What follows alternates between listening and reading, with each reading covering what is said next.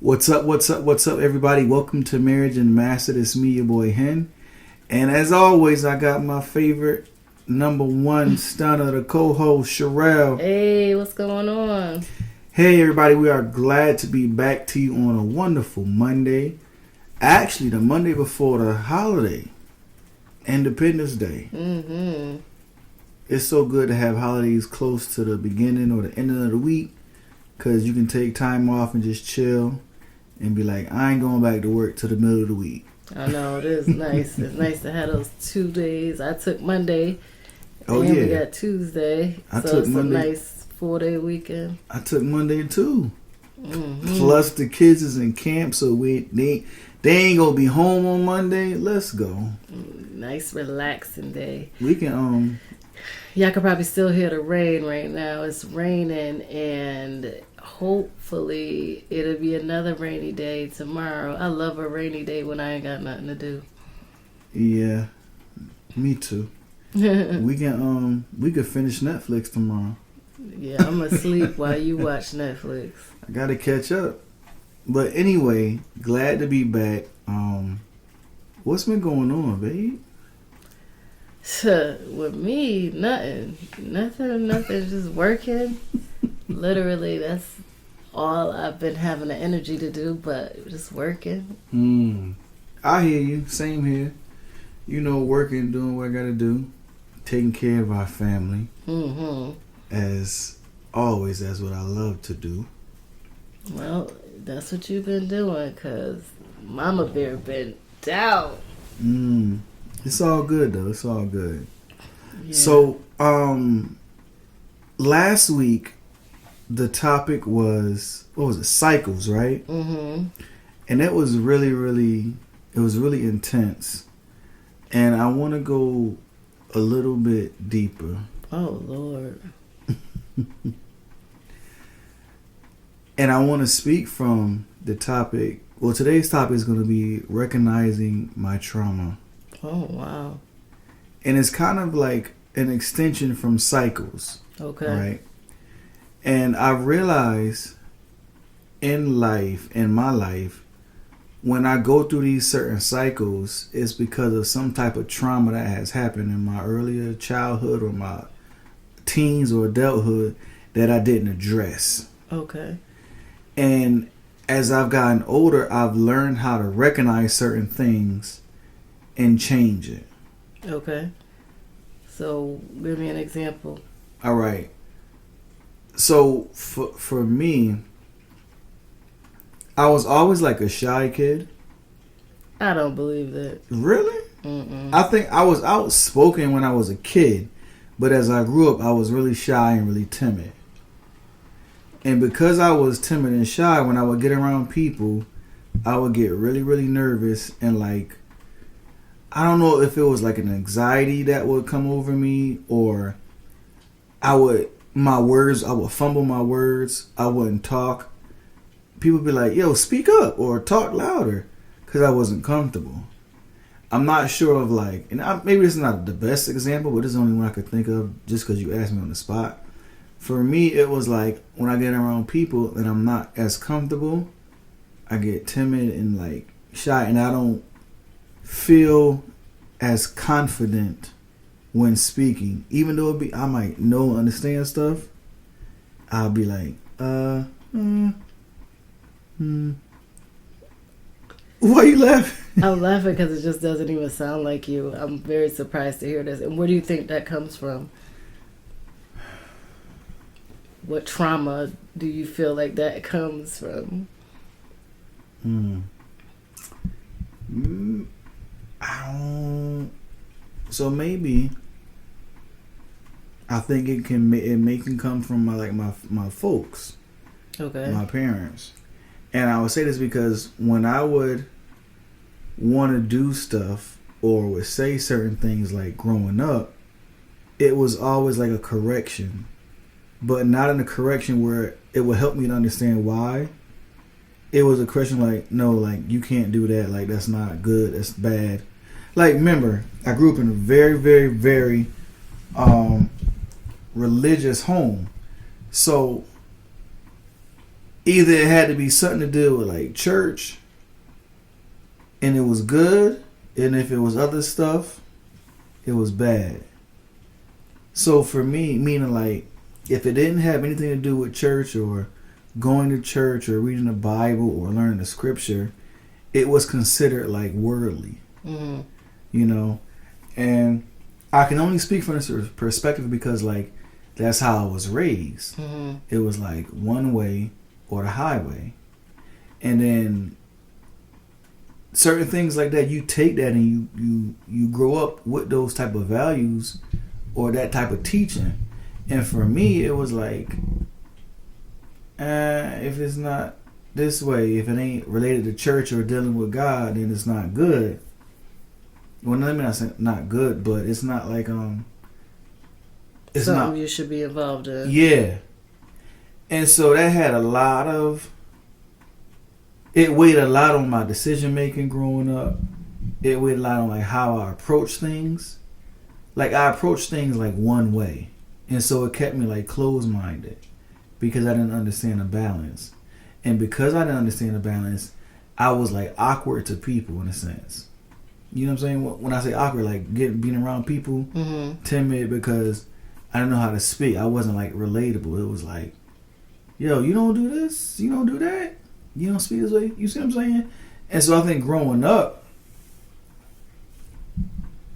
that was like I don't want to say traumatic, but it was like a trauma I had dealt with until I learned how to be me and be comfortable in myself. Does that make sense? Yeah, I'm following. I'm trying to, understand though. Why did you feel, I guess, shy to be around people? Is it because you felt like you couldn't relate to them, or? Yes. Okay. Because I couldn't relate. Now there's many scriptures in the Bible where God speaks about come out from among them and be ye separated, or be ye holy for I am holy, or we're supposed to be different from the world because we're set out as Christians.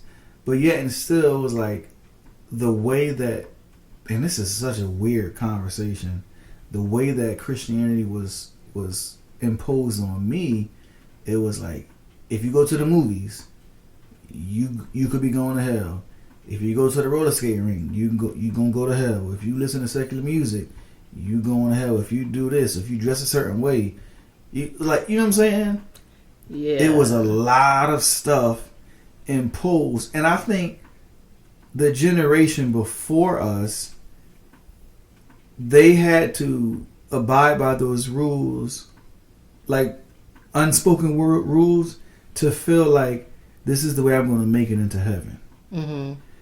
And if I go to church, I go to work, and I go home, and I may go to the park with my family, I'm good. That's how I can live holy. But it's like if I go anywhere else, I ain't living holy. Wow. Like for instance, my mom, she would say like we weren't allowed to go to the picture show. The picture show? Yeah, that's what she called it. The movies. Yeah, the movies, like because to her, it was a worldly thing. Mm-hmm. But I'm like, you could watch TV. You watch a movie at home. Mm-hmm. What's the difference? That's a good question. What is the difference? I don't know. I don't know either. It's kind of like a contradiction though. Like I could watch this movie at home. It's the same exact movie. I just can't watch it at the theater. Is it because like of the things that happened at the theater? Like people quote unquote could go there with their boyfriend or girlfriend and kiss and touch. Maybe. Or maybe I think even during their time frame where you go to the picture show and you would stop calling it the picture show, please. The movies, and you can dibble and dabble and have people have relations inside the theater. Or, that's what I just said. You were saying kiss, but I mean like. Well, I didn't want to go all in like that, but. Oh well, I mean it's for our listeners. So I said all of that to say recognizing my trauma later in life and in my marriage, it allowed me to say, okay, this is something where I may have struggled with it because of the way I was taught, and I need to pray or talk to my wife to figure out how do I address this differently. It's crazy because you love movies and you can literally quote them verbatim, like After watching it one time. Yeah, that's me. But I'm saying for you to not have been able to like go to the movies, you literally have seen every movie. No, I was able to go. In my time, I was able to go, but like that was from my parents. Like they felt like they don't go to the movies. Like it took a lot for my mom to like deal with stuff like, cause my father used to go to the movies. Okay. Yeah, my father was cool, but it's like my mom, she had a different perspective, and because of that, she had a lot of influence over me and my younger brother. Uh-huh. You know what I'm saying? Like we were the second set of kids, so it was like I gotta hold them tighter to make sure they're okay. Mm-hmm. Like that, the teaching was totally different from my older brother and sister. But you know, every generation is different. Mm-hmm. They was raised in like the 70s, 80s. We was raised in like the 90s, 2000s, late 80s. You know what I'm saying? Uh-huh. So it was just different. I'm sorry. I'm sorry. Go ahead. Nothing. I'm listening. I'm trying to, I'm just trying to figure out like how that was traumatic to you, like, because pretty much you're saying that was something that you recognize now that was like pretty much shaped who you are today. Yeah.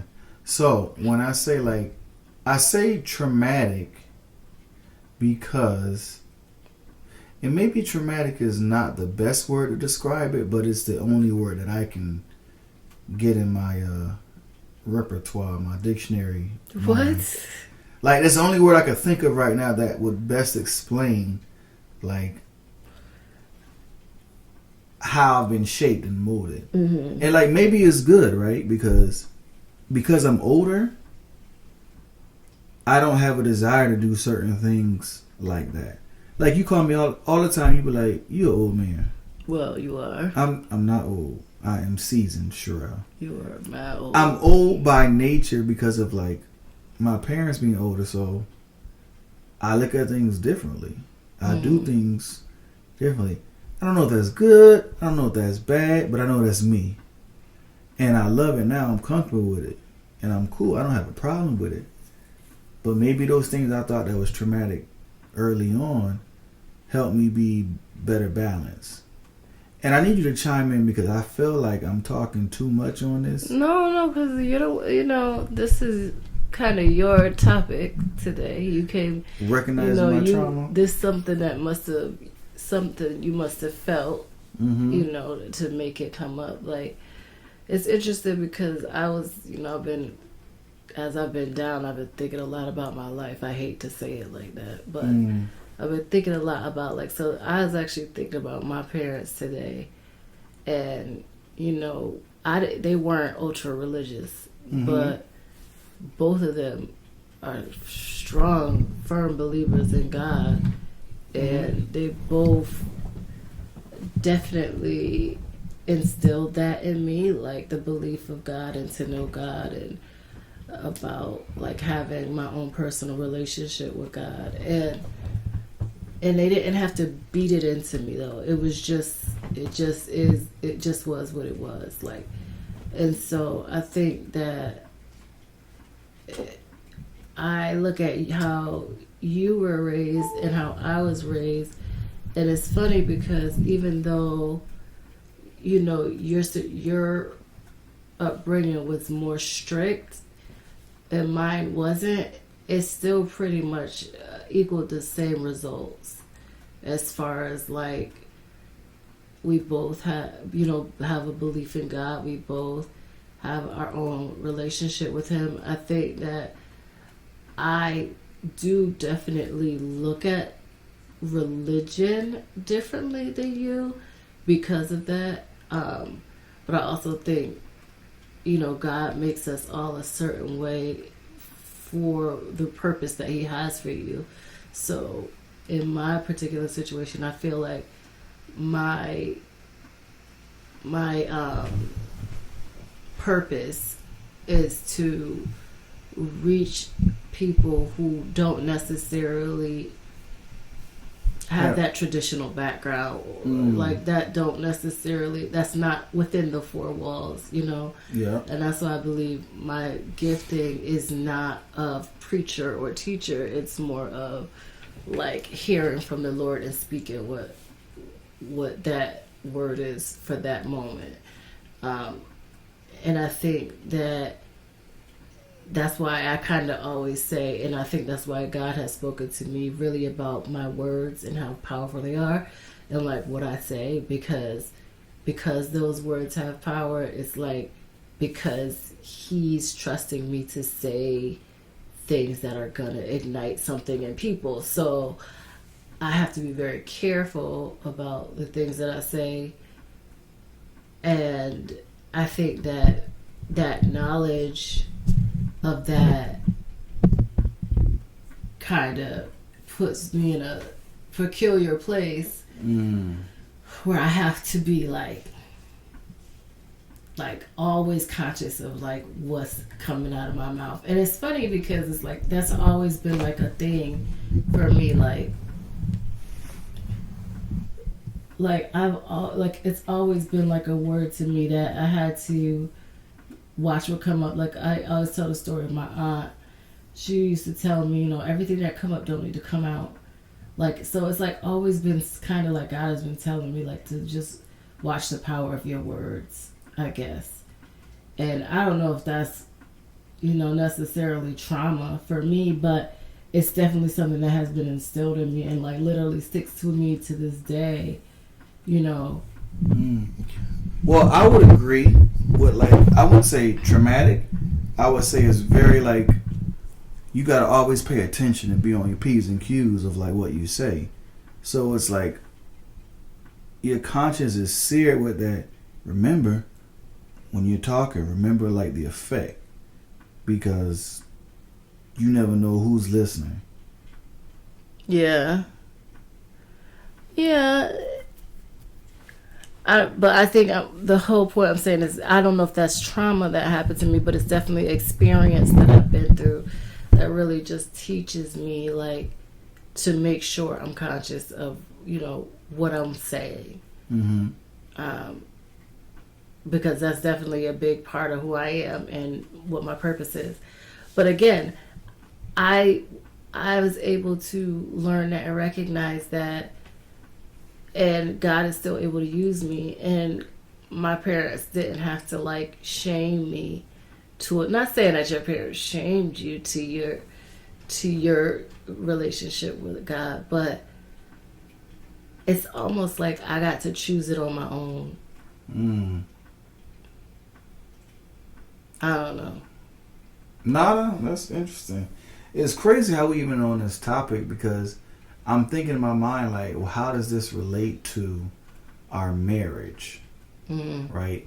And I believe that in our marriage, because we've adapted these techniques and these trainings from our upbringing, we bring it into a marriage. Yeah.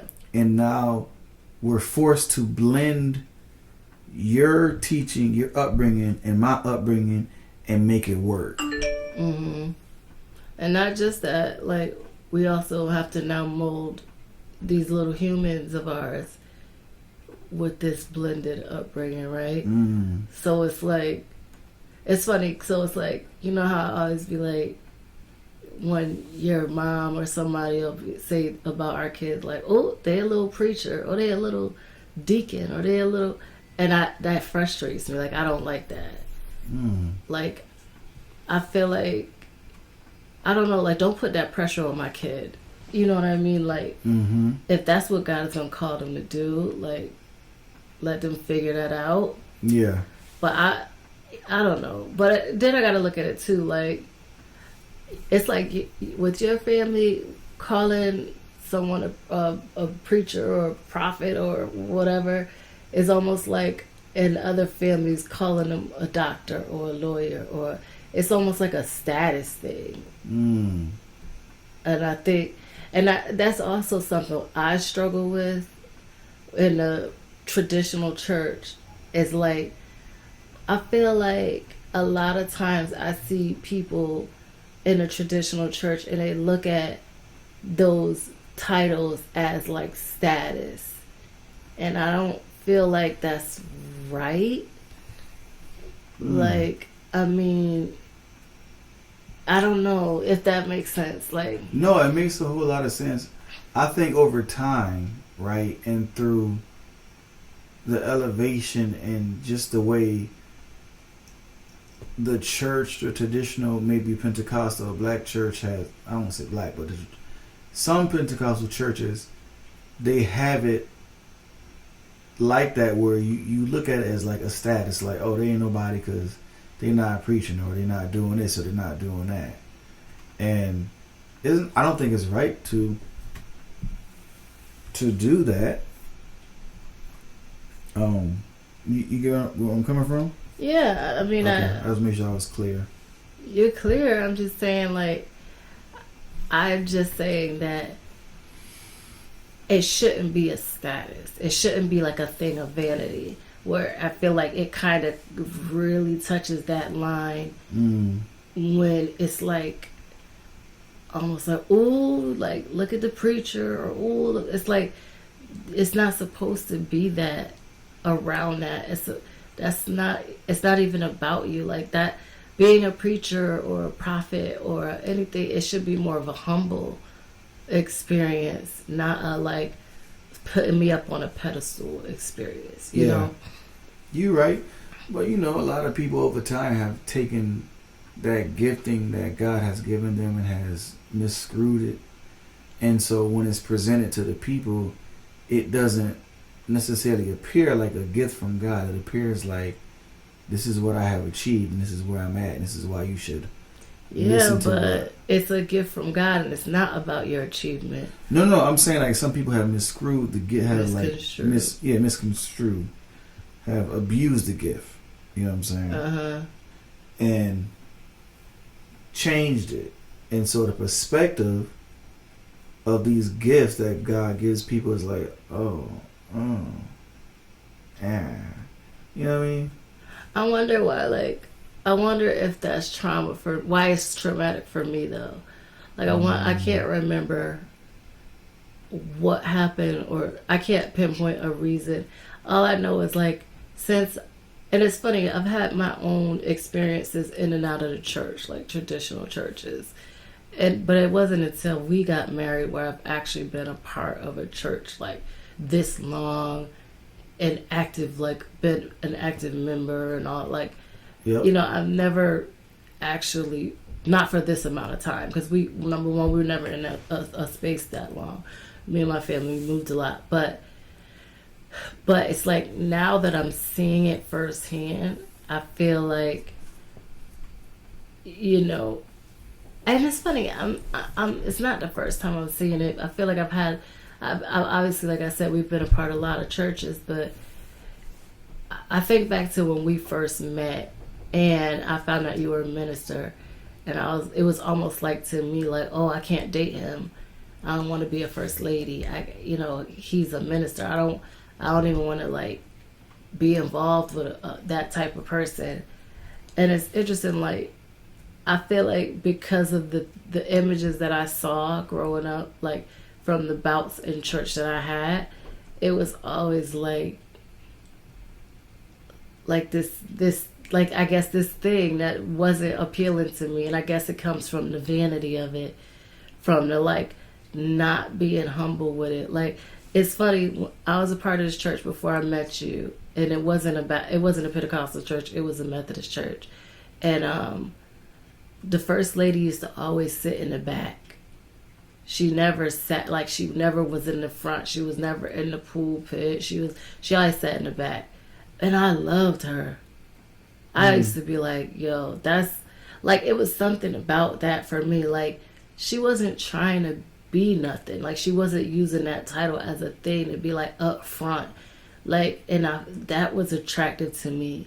Like, that's the one example of like a first lady where I could say, I looked at her like, oh, I could be a first lady if that's the type of first lady I got to be. You know what I mean? Like, when I saw, and I've seen the other side of it too, where the first lady is like all up in the front, all up got, she doing the most or whatever. I'm not trying to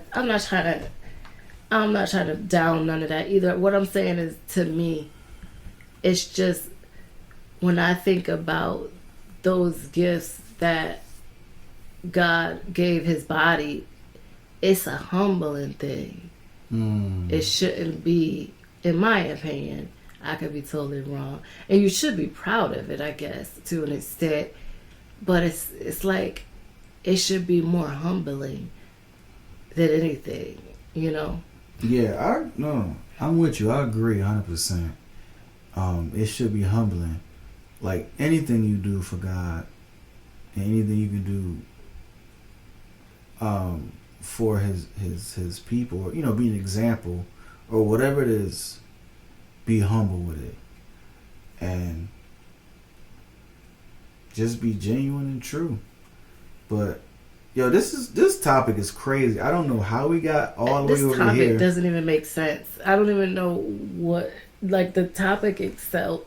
What was it again? It's recognizing your trauma. But, like, for those who are listening, if it is blessing you, please just let it bless you. Yeah, let it, because I'm still trying to figure out what it even is about, because I feel like, especially right now, we have a lot going on. I know for me, I'm going through a very traumatic situation. I feel like these last couple weeks, I've literally just been analyzing. Like, today I was looking through my phone. I was looking back like a month ago, and I was like, wow, everything was all good.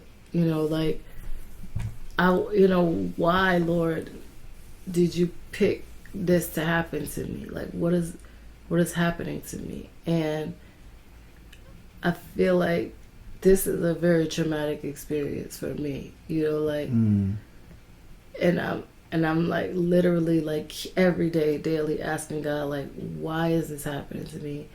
What do you want from me? Are you trying to show me something, and am I not giving you my attention? Like, what is it? What is it that you want from me? It could be. Because it could be what?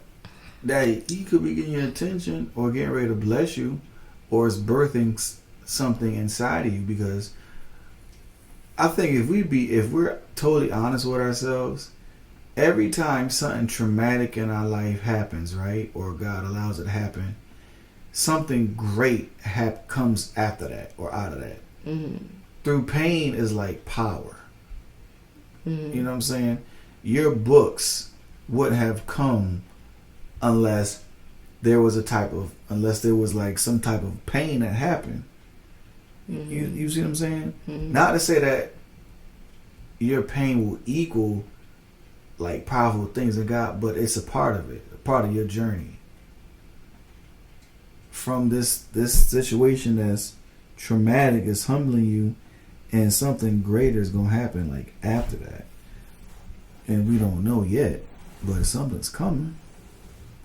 And I think he's using this for you to be a testimony later. Yeah. I mean, yes, I believe there's definitely a testimony, but when you're in it, I guess it's hard to think about that. So absolutely, when you're in it, I'm more so trying to just figure out what's the purpose of it, and like literally praying like, Lord, let there be a purpose in it, and don't let this be something different, so I think that uncovering what God is trying to say to you in those traumatic moments too, right? Like, I feel like that's a whole nother thing, like recognizing what is God trying to say to you in your moments of trauma. You know, what is he trying to show you? What is he trying to show me right now? Yeah. What does he want out of me? And I've had in my mind, I feel like I know what it is, you know, but it's like almost like I won't know that's what it is until I get through this. And then I can manifest what I think it is, you know. But it's like I gotta get through this first. You know? Yeah. I don't know. It's all right. I got you. I think just some things happen to us to the point where we are vulnerable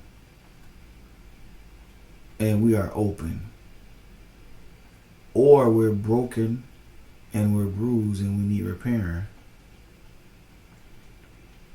Either way, God is going to get his glory out of the situation. Yeah, absolutely. Not taking away from the pain and the hurt and the struggles, you know, and the suffering that we both are going through with the situation. Just know that it's not gonna happen. It's not gonna be forever. Yeah. I pray not. Oh, it's not.